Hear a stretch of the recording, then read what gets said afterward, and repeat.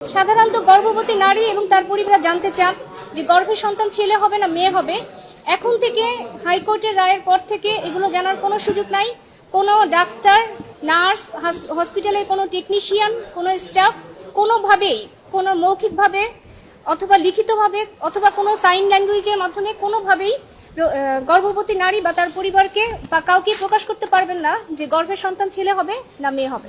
আমাদের দেশে এখনো অধিকাংশ মানুষ ছেলে সন্তান প্রত্যাশা করে এবং পারিবারিক ও সামাজিক প্রত্যাশা পূরণে মায়েরাও ছেলে সন্তান প্রত্যাশা করে। বিশেষ করে যাদের প্রথমে এক বা একাধিক কন্যা সন্তান আছে, তারা ছেলে সন্তানের প্রত্যাশাটা তাদের মধ্যে এক ধরনের মানসিক চাপ সৃষ্টি করে।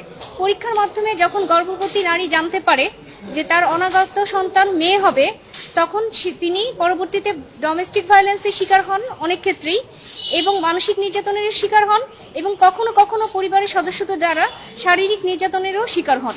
এতে গর্ভবতী মা এবং শিশু স্বাস্থ্য মারাত্মক ঝুঁকির সম্মুখীন হয়। এ কারণে এই অনাগত শিশুর লিঙ্গ পরিচয় শনাক্তকরণের উদ্দেশ্যে এই পরীক্ষা রোধ করা আমরা জরুরি মনে করি। এমনকি আমাদের যে পার্শ্ববর্তী দেশ ইন্ডিয়া, চীন, তারা এই বিষয় নিয়ে অনেক আগেই আইন করেছে এবং শাস্তির ব্যবস্থাও করেছে। এছাড়া gender detection of unborn babies সারা বিশ্বে ইমোরাল প্র্যাকটিস হিসেবে চিহ্নিত।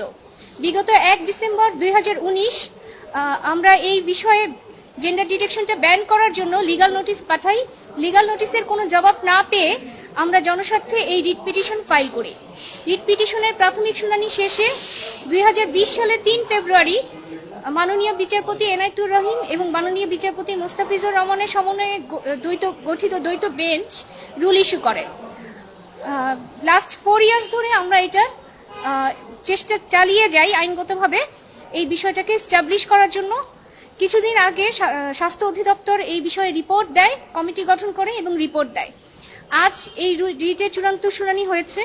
সামান্য হাইকোর্টের মাননীয় বিচারপতি নাইমা হায়দার এবং মাননীয় বিচারপতি কাজী জিনাত হকের দ্বৈত বেঞ্চ আজ যুগান্তকারী রায় প্রদান করেছেন।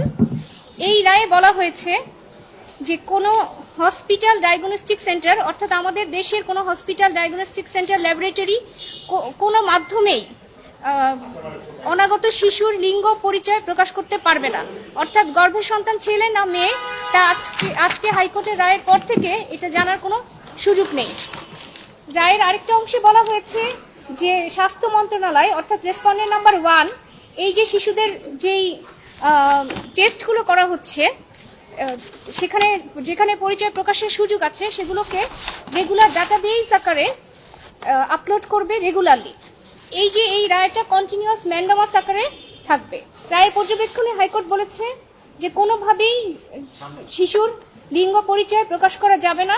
মায়ের গর্ভে, মাতৃগর্ভে যে শিশু থাকবে সে ছেলে না মেয়ে সেটা কোনোভাবেই প্রকাশ করা যাবে না। কোনো ডায়াগনস্টিক সেন্টার, কোনো হসপিটাল, কোনো ল্যাবরেটরি কোনো মাধ্যমে, কোনো রিপোর্ট দ্বারা, কোনো চিহ্ন দ্বারা বা মৌখিকভাবে কোনোভাবেই এই পরিচয় প্রকাশ করতে পারবে না। একটা ডাটাবেস থাকবে যেটা সারা বাংলাদেশের রিপোর্টগুলো থাকবে, যাতে সবসময় তারা পর্যবেক্ষণের মধ্যে থাকে হসপিটাল ডায়াগনস্টিক সেন্টারগুলো, যে তারা আসলে কয়টা রিপোর্ট তৈরি করছে এবং কাদের কাদের কি সেবা দিচ্ছে।